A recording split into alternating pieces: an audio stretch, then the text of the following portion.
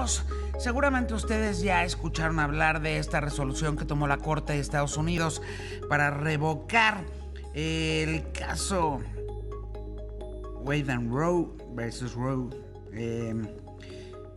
pues que protegía a todas las mujeres en toda la Unión Americana en el caso de que decidieran interrumpir su embarazo.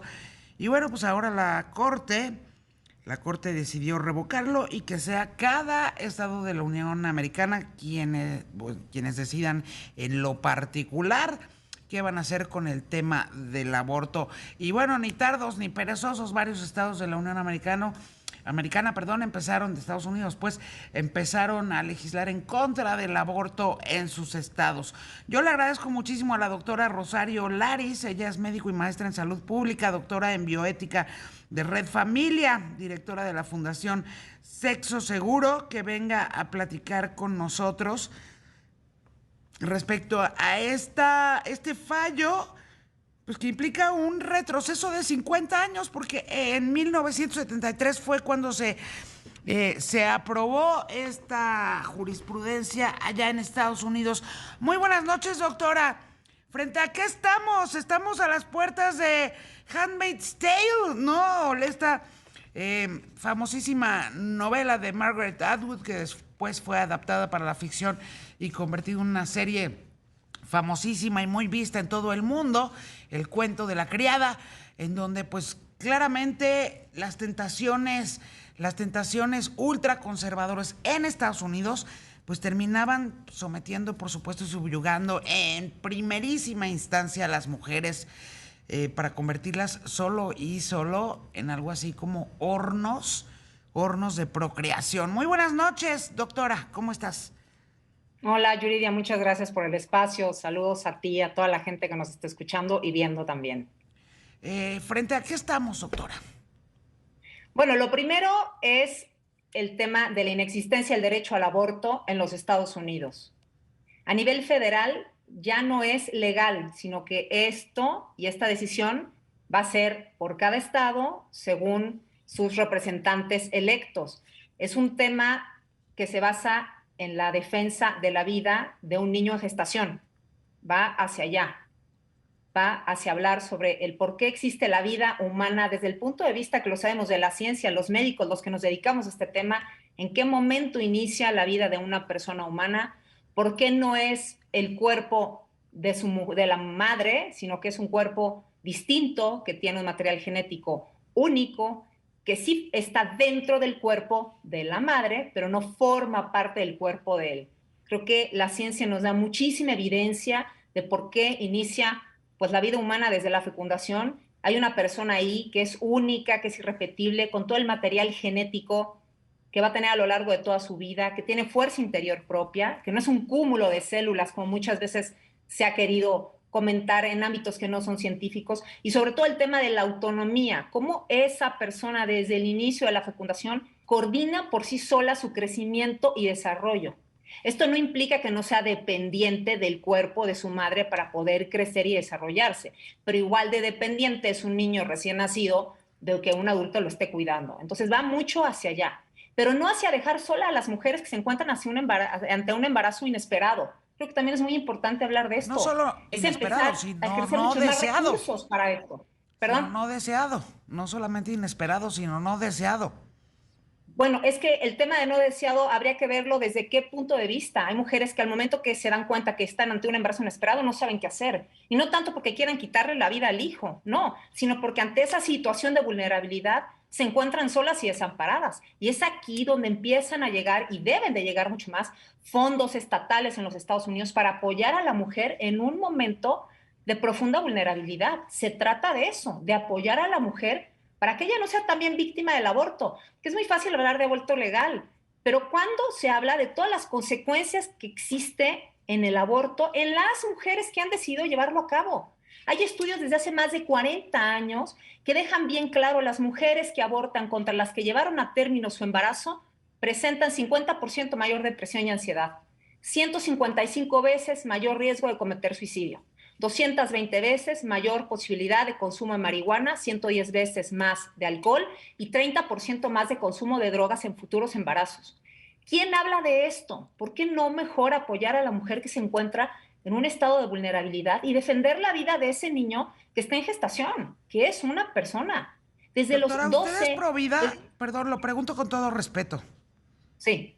Usted es provida, está muy bien saberlo.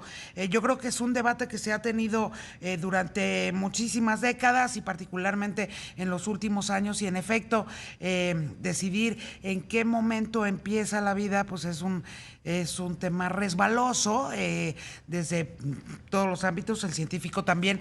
Pero lo que sí sabemos, doctora, es que las mujeres que tienen hijos no deseados, tampoco es la más bella de las soluciones, ¿no? Por supuesto que no hay mujer que decida abortar, que diga, ay, voy a hacer una fiesta, ¿qué vas a hacer hoy? Ay, qué padre, voy a abortar. No, y me parece como muy resbaloso que así se retrate la realidad. Eso no ocurre. Por supuesto que no hay mujer que tome esa decisión con una sonrisa en el rostro. Por supuesto que es una decisión complicadísima, y por supuesto que lo que es un hecho es que cuando ella ya decide interrumpir su embarazo, lo va a hacer en las condiciones que sea, ¿eh? O sea, si tiene que ir a una clínica clandestina en donde le van a meter unas agujas de tejer que están oxidadas y le van a sacar así al feto, ella va a poner su propia vida en riesgo, porque el procedimiento se lo van a realizar en condiciones absolutamente insalubres, sin cuidado justamente para ella, porque hablamos mucho de la vida del feto sin tener comprobado que sea una vida como la conocemos, no es una vida autónoma. Y cuántos fetos no pierden mujeres que desearían con todo su corazón no perderlos, y los pierden y los pierden y los pierden y los pierden. Y sin embargo, en el caso de una interrupción del embarazo, estamos hablando también de la vida de la madre, y la estamos condenando a practicarse abortos clandestinos, inseguros e insalubres, en el caso de que ella ya haya tomado la decisión de practicarse la interrupción del embarazo. Yo creo que el primer punto es el tema de hablar de alguien no deseado.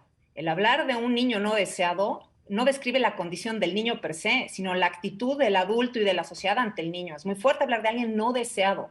Y aparte, las situaciones y las condiciones cambian. Ante un embarazo inesperado, al principio la mujer puede pensar en un aborto y que después cambien sus condiciones y decida tener al bebé. Y niños, muchísimos, que alguna vez la madre pensó en abortarlos durante el embarazo, nacen y después las madres están orgullosos de ellos. Así que creo que este tema de hablar de deseados y no deseados es un tema muy relacionado con la eugenesia. Al final, quien empieza a promover el aborto desde hace más de 100 años en los Estados Unidos, Margaret Sanger, va por una línea eugenésica muy clara. Era profundamente racista contra la gente afroamericana, contra la gente pobre y contra la gente latina.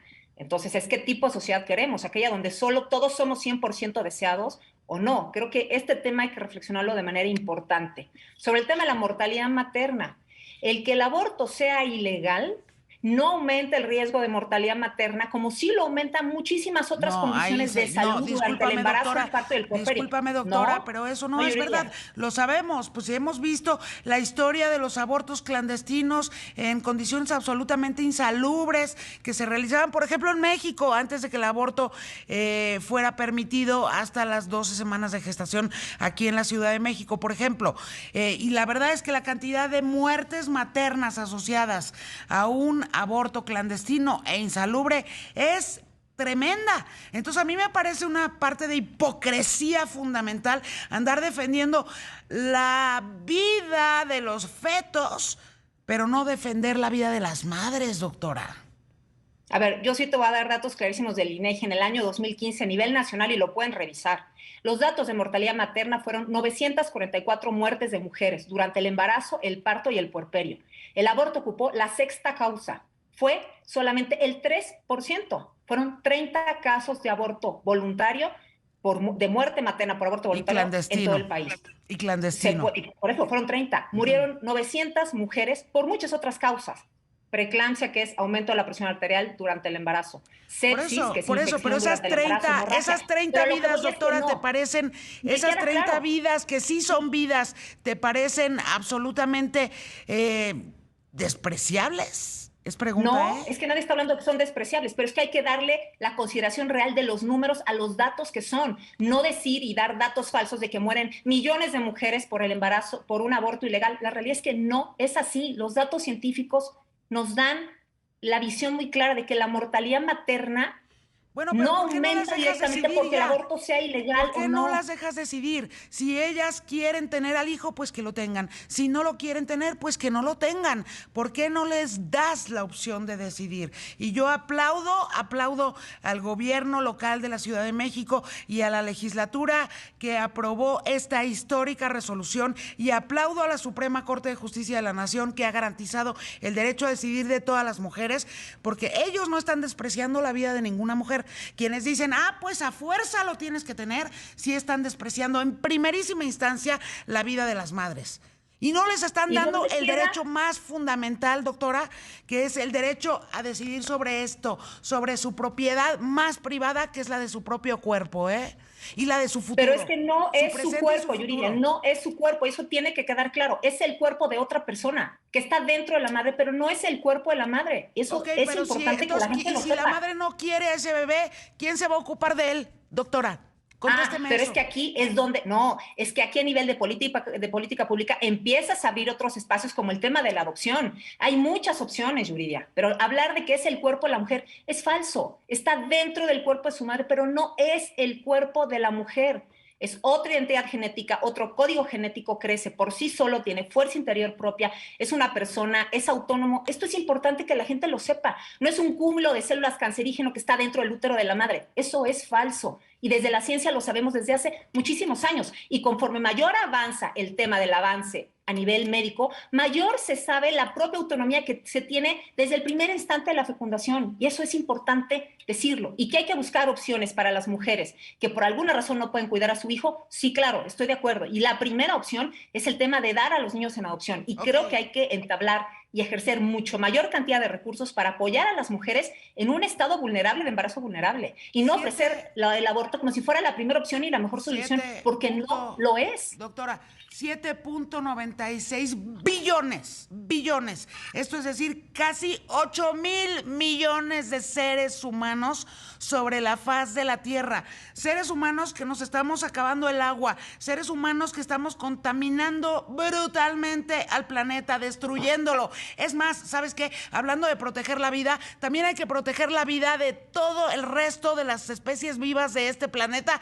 Y los seres humanos lo estamos destruyendo y nos lo estamos acabando. ¿Y sabes por qué? Por la sobrepoblación, doctora. La sobrepoblación y todas las políticas de control poblacional que se han intentado implementar en todos los países del mundo, se topan con los pro vida y se topan con gente que desde sus creencias y desde su ideología, antepone su egoísmo como especie, su egoísmo humano, al respeto que le debemos al resto de las especies que hay también sobre este planeta. ¿Por qué? Porque creemos que hay que traer a todos los seres humanos posibles y todos los que podamos y todos. Perdón, doctora, es un tema, si verdaderamente fuéramos buenas personas, no estaríamos defendiendo los fetos de los seres humanos, estaríamos cuidando que todas las especies vivas de este planeta tengamos un equilibrio. Y la plaga del planeta Tierra somos nosotros, los seres humanos. 8,000 millones de seres humanos vivos sobre un planeta que, no nos pertenece, no es nuestro, es de más. De verdad, somos cientos de miles de especies en este planeta.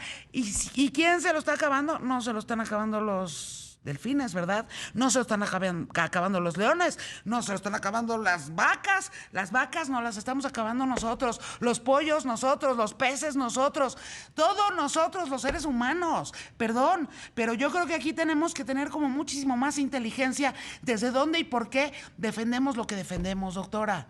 Y entonces ahí sí, mi invitación a que en efecto cada quien decida en función de su deseo, de su conciencia, pero también de su responsabilidad, no nada más para con ella misma o con ellos mismos o con su grupo de personas queridas, sino con el planeta entero. 8,000 millones de seres humanos sobre la faz de la Tierra. ¿Cuántos de ellos no deseados? Habrá que preguntarlo. Voy a la pausa, doctora, no te vayas, porque quiero que concluyas antes de que nos despidamos. 9:52 p.m, 28 segundos, ya regreso. C.mx, Jack E64 Pro es energía en movimiento. 9:57 minutos y 3 segundos. Doctora Rosario Laris, directora de la Fundación Sexo Seguro. Pues una conclusión, la verdad es que por supuesto que estos debates son siempre acalorados, siempre sí o sí, pero me gustaría que cierres con tus conclusiones. Bueno, lo primero, muchas gracias por el espacio, por la invitación y poder platicar de este tema. Se trata de eso, de compartir puntos de vista, que el auditorio escuche, que escuche datos, que escuche cifras. Un punto que tú mencionabas, yo nada más hablo del tema de los Estados Unidos. La natalidad el día de hoy es de 1.7, es menor para el nivel que se necesita de población, que es de 2.1. Lo comento porque es importante que la gente sepa esto. En los Estados Unidos ya no existe una tasa de población, ni sobre todo la fertilidad, la cantidad de hijos que tienen las mujeres en edad fértil ya es menor a lo que se necesita para mantener el nivel de población. Bueno, pero más allá de eso, a lo que voy con este tema del fallo contra Roe versus Wade es que regresa a los estados el derecho de decidir si el aborto será despenalizado o no, y sobre todo los estados que en este momento están defendiendo la vida desde la concepción en el útero de la mujer, la vida en gestación de una nueva persona humana, van a empezar también a ejercer mayor cantidad de recursos para apoyar a la mujer en un estado de embarazo vulnerable, que de eso se trata. Se trata de que la mujer ante una situación de un embarazo vulnerable tenga apoyo, tenga ayuda, haya apoyos gubernamentales, y no nada más de eso, no hasta que nace el bebé, sino a lo largo de muchos años más para esa familia. Así que bueno, desde una visión de defensa de la vida, de defensa de ese niño en el vientre de su madre, que es una persona, es una buena decisión, es una decisión que se festejó mucho en los Estados Unidos por muchos estados pro vida, por muchas organizaciones. El tema que ahora el aborto ya no sea legal a nivel constitucional, y que se vaya a legislar en cada uno de los estados según los representantes que se hayan elegido. Pues te agradezco mucho, doctora. La verdad es que este es un debate, me parece, de nunca acabar hasta que lo que se acabe sea nuestro planeta. En fin, te agradezco que hayas venido a platicar con nosotros. Muy buenas noches. Gracias por la invitación. Saludos a tu auditorio.